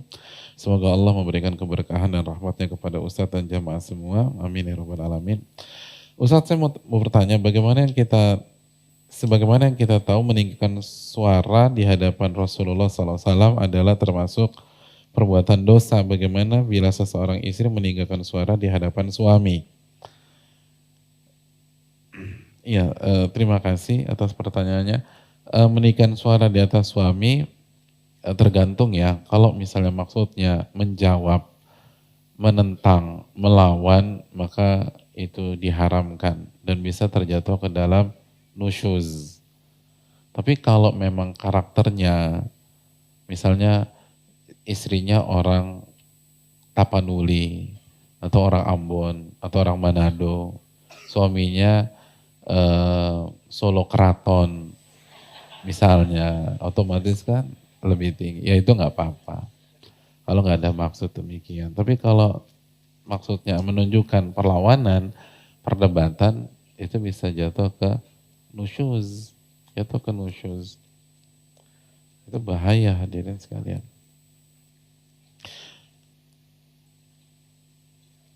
Apa ciri-ciri seorang istri dikatakan dayuth? Ana mohon nasihat agar tidak termasuk ke dalam perbuatan dayuth. Ya jazakallah khairan. Pada redaksi awalnya dayuth itu untuk laki-laki ya. La yadkhul jannata dayuth, gak akan masuk surga seorang dayuth, kata Nabi SAW. Siapa dayuth? Seseorang yang membiarkan kemungkaran di dalam keluarganya. Tapi kita tahu dalam ilmu usul fikih, mathabata fi haqqir rijal, tabata fi haqqin nisa illa bidalilin mukhassis. Sesuatu yang berlaku untuk laki-laki, berlaku juga untuk wanita, kecuali ada dalil yang mengecualikan dan membedakan. Maka kalau tidak ada yang membedakan dan mengecualikan, maka ini juga berlaku buat wanita. Berarti wanita yang membiarkan ada kemungkaran di tengah-tengah keluarganya, khususnya anak-anak, karena tanggung jawab wanita lebih terfokus ke anak-anak. Jadi kalau dibiarkan, maka ini bisa masuk ke dayuth. Wallahu ta'ala misal.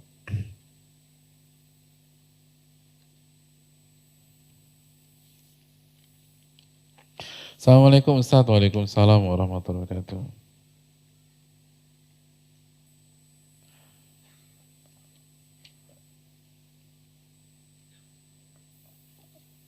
Saya seorang jomblo yang sedang naksir wanita, tetapi dirinya tidak berhijab. Bagaimana cara saya untuk dapat mendorong dia supaya mau menggunakan hijab? Sementara kalau diajak ke pengajian selalu menolak. Mohon penjelasan Ustadz, apa yang harus saya lakukan mengingat ortu saya mengharapkan menantunya kelak berhijab dan taat pada aturan agama. Dan apakah ada tips-tips memilih istri yang sesuai dengan syariat Islam? Iya, jelas ada, tapi nanti kita nggak pulang-pulang karena materi ini panjang. Intinya adalah yang jadi masalah adalah karena kita jatuh cinta sebelum waktunya. Itu yang jadi masalah. Makanya salah satu positifnya konsep Islam, kita diarahkan berpikir seobjektif mungkin. Karena ini penting, ini keputusan yang menyangkut bukan hanya kita loh, bisa jadi 7 turunan kita. Kalau iya kan, keputusan menikah itu kan keputusan besar. Itu menyangkut bukan hanya kita, itu bisa 7 turunan tuh. Nah kalau Anda memutuskan dengan nafsu, dengan kebutaan, gimana Anda bisa sukses? Ini nggak simpel. Ini tidak simpel. Oleh karena itu, ketika kita sudah jatuh cinta duluan, kita nggak akan objektif. Nah akhirnya ini didorong-dorong. Nggak boleh ngedorong wanita tuh, nggak boleh, hadirin. Jadi gimana dapat mendorong dia supaya mau menggunakan hijab? Hadirin yang dirahmati oleh Allah Subhanahu wa taala, Oleh karena itu solusinya adalah kembali ke basic dan buat kondisi senetral mungkin. Bener nggak dia adalah calon yang ideal buat kita? Calon ibu buat anak kita, calon nenek buat cucu kita. Atau mikirnya sejauh itu nggak sih? Enggak ya? Nggak ada ya. Mentok-mentok aku mau cari calon ibu buat anak-anakku. Saya belum pernah dengar. Karena dia calon nenek yang baik Pak Ustadz. Padahal benar juga kan. Padahal benar tuh kalau antum bisa begitu tuh. Antum harus lebih visioner. Dan yang kedua, saran saya minta masukan ke orang bijak yang antum tahu. Apakah benar ini wanita yang terbaik buat antum, kecuali dari faktor hijab. Kalau memang dia yang terbaik buat antum, kecuali dalam faktor hijab ini, itu mungkin masih bisa diusahakan.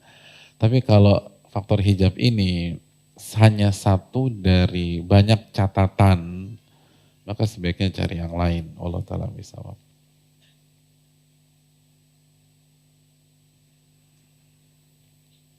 Banyak banget.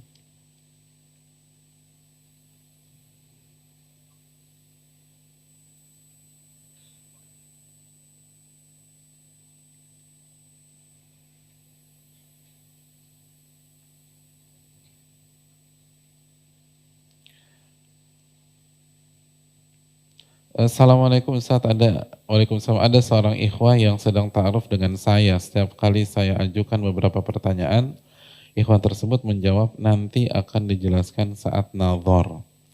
Jadi ikhwan itu inginnya nazar dulu sambil diskusi. Apakah saya boleh menerima dan menuruti permintaan ikhwan tersebut untuk nazar? Ya terima kasih. Ikhwan itu punya hak untuk mengatakan demikian. Tapi anti juga punya hak untuk meminta jawaban secepatnya. Jadi kalau misalnya ternyata dia nggak kooperatif, kita bisa berpikir untuk memilih yang lain. Dan menjawab pertanyaan itu nggak harus tunggu nazar hadirin. Bisa dijawab saat itu juga. Kecuali ada pertimbangan-pertimbangan lain ya.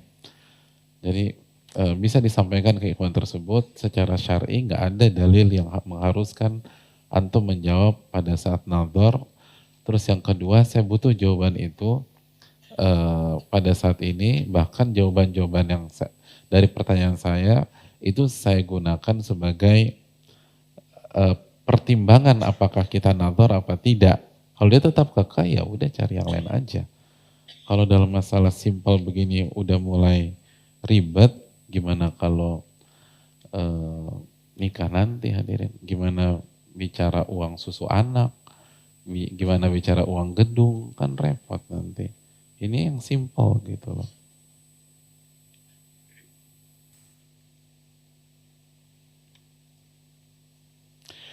Assalamualaikum Ustaz, Waalaikumsalam. Saya perempuan baru saja menyelesaikan S2, tapi kadang saya sering berpikir apakah pendidikan yang saya tempuh untuk mencari ilmu ini bernilai pahala juga Ustadz. Karena ilmu ini adalah ilmu duniawi, bukan ilmu agama. Terlepas lagi banyak dasar ilmu, ilmunya dari barat. Dan apakah ilmu duniawi seperti ini juga wajib diamalkan seperti ilmu agama? Atau ditinggalkan saja dan beralih untuk belajar dan mengamalkan ilmu agama saja? Terima kasih. Ya jazakallah khairan. Yang pertama doa tadi itu, Allahumma inni as'aluka ilman nafi'a. Ya Allah, aku meminta engkau ilmu yang bermanfaat. Karena banyak waktu kita habis belajar ilmu, ternyata nggak ada gunanya. Baik secara substansi ilmu itu nggak ada gunanya, atau bahkan merusak, atau substansinya bagus, tapi buat kehidupan kita nggak ada gunanya gitu loh. Jadi ilmunya bagus, mungkin untuk orang lain, untuk yang spesialis di bidang itu, tapi kita itu nggak pakai ilmu kayak begitu. Jadi waktu habis, umur habis, terus tenaga habis, hafalan juga habis dipakai buat itu, ternyata nggak diterapkan sama sekali gitu hadirin sekalian. Sedangkan Al-Fatihah belum tamat, Al-Ikhlas nggak ngerti, konsep la ilaha illallah juga bingung. Padahal kan itu yang pasti itu. Jadi intinya pilih yang paling bermanfaat. Cari yang pasti dulu. Baru setelah yang pasti, yang kemungkinan terbesar. Nah yang pasti kan mati hadirin. Yang pasti itu alam barzakh. Yang pasti itu hari kiamat. Adapun kaya belum pasti. Tua juga belum pasti. Gitu loh. Sukses juga belum pasti. Punya perusahaan belum pasti. Jadi yang pasti dulu diamankan, baru setelah yang pasti diamankan, baru kita bicara ilmu-ilmu yang lain. Jadi ini yang perlu kita camkan. Dan yang kedua, karena yang bertanya ini perempuan, pertanyaan besarnya adalah, sudahkah kita tahu ilmu tentang keluarga, menjadi istri dan mendidik anak? Karena kemungkinan terbesar setelah kematian bagi wanita adalah nikah hadirin. Betul nggak para akhwat? Ada yang udah berazam jadi jomblo sejati kan nggak ada. Jadi semua ingin nikah. Nah itu dulu gitu loh dipastikan. Nah begitu udah safety, baru berikutnya ilmu yang mungkin buat yang paling manfaat buat umat Islam misalnya, atau gimana, kita ini udah S2 ya, jadi gimana ilmu saya ini bermanfaat buat umat, dan kalau saya niatkan sebagai sarana ke akhirat, ini bisa saya gunakan. Dan kalau seperti itu nggak masalah, karena kan tadi al-mu'min lil mu'min kalbunyan, mukmin dengan mukmin ibarat satu bangunan. Nggak bisa semuanya jadi bajaringan. Harus ada yang jadi bajaringan, harus ada yang jadi batu kali, harus ada yang jadi batako, harus ada yang jadi air, harus ada yang jadi semen, harus ada yang jadi tanah dan lain-lain. Jadi kita bersinergi dengan yang lain.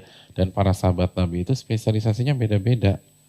Ada yang ahli perang seperti Khalid bin Walid, ada yang periwayatan hadis seperti Abu Hurairah, ada yang halal haram seperti Mu'adz bin Jabal, lalu ada yang dakwah seperti Hudzaifah, lalu ada asisten Nabi Anas bin Malik dan lain sebagainya. Wallahu taala alam bisawab.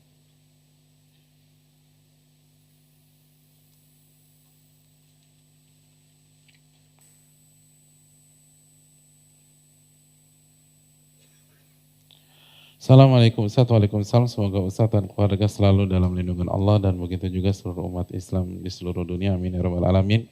Ustaz, seperti yang saya ketahui bahwa doa dikabulkan dalam satu dari 3 bentuk, yaitu dalam bentuk keinginan itu sendiri, atau dilindungi dari musibah, atau akan disimpan untuk di akhirat.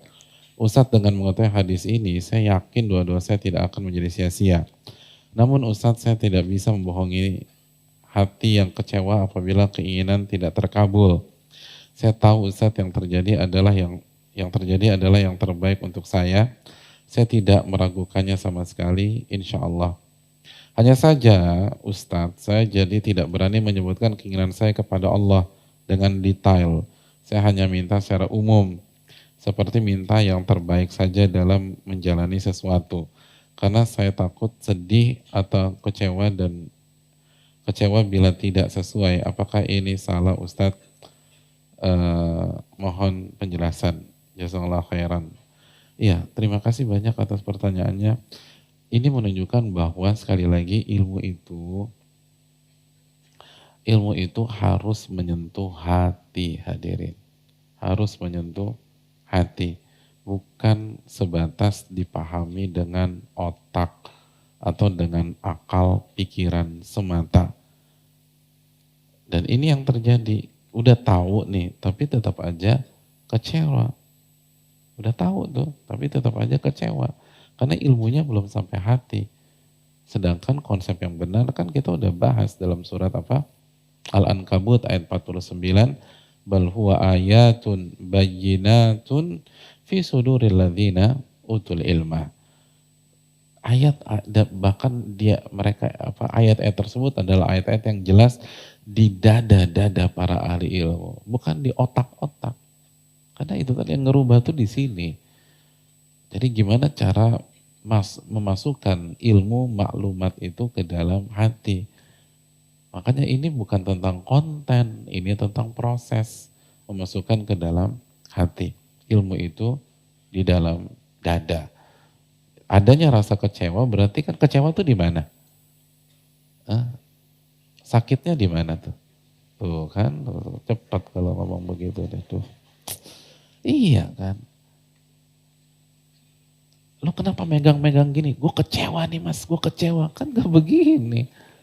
Gak ada kecewa megangin urat nadi itu gak ada. Gak ada, kecewa tuh di sini udah.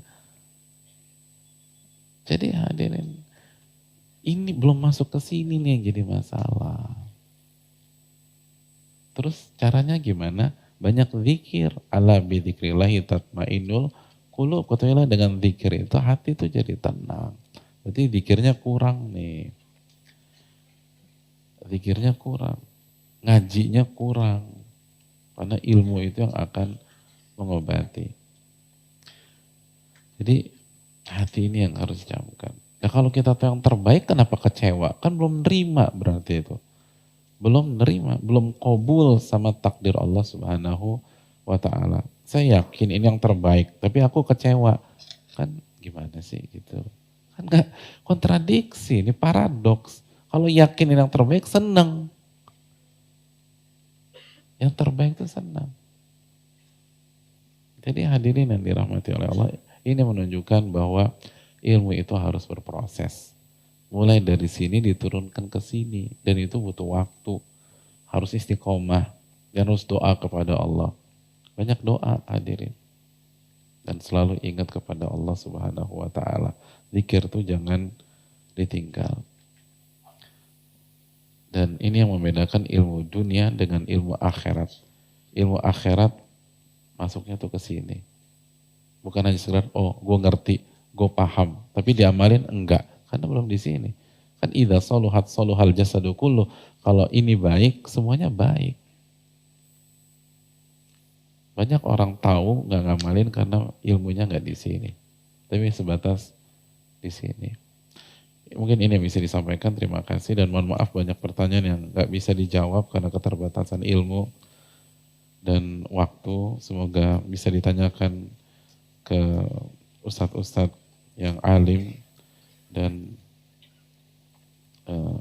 mengerti tentang masalah-masalah ini. Wassalamualaikum warahmatullahi wabarakatuh. Subhanakallahumma wa bihamdika asyhadu an la ilaha illa anta astaghfiruka wa atubu ilaik.